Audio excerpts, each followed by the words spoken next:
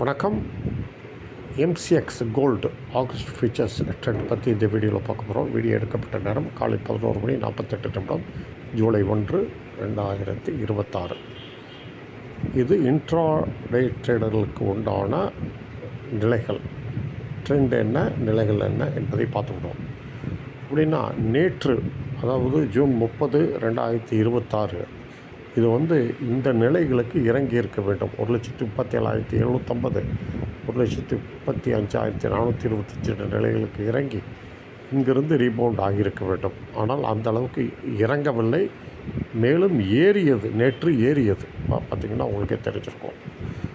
ஆனால் இன்று திரும்பவும் இறங்குகிறது. இது என்ன ட்ரெண்டு அப்படின்னு பார்த்திங்கன்னா, நேற்றைய கேண்டில் படி, என்னுடைய ஃபார்முலா படி இது பார்த்திங்கன்னா இருமுனை நகர்வு இருக்கலாம். இருபுறங்களும் நகர வாய்ப்பு இருக்கிறது. சரி, இப்போ இறங்கிட்டுருக்கு. என்ன டார்கெட்டு கீழே அப்படின்னு பார்த்திங்கன்னா 1,39,356 இதுவரை சரிவு நீடிக்கக்கூடும்.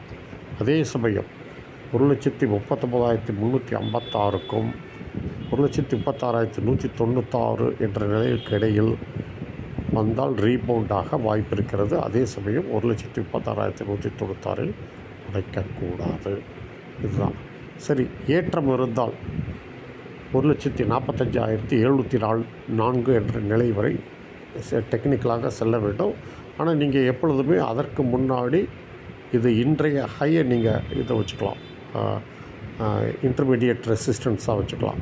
1,43,640 என்ற நிலைகளில் கொஞ்சம் ரெசிஸ்டன்ஸ் இருக்கும்.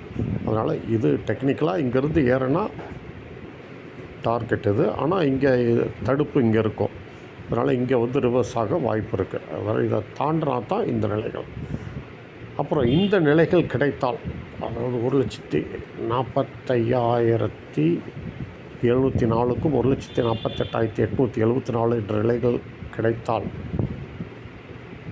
இன்ட்ராடே ட்ரேடர்ஸ் விற்க முனைவார்கள். அதே சமயம் இதை கடக்கக்கூடாது. இதுதான் ஷார்ட் அடிக்கிறவங்க இதை கடக்கக்கூடாது. கடந்தால் நஷ்டம் ஏற்பட வாய்ப்பு உண்டு.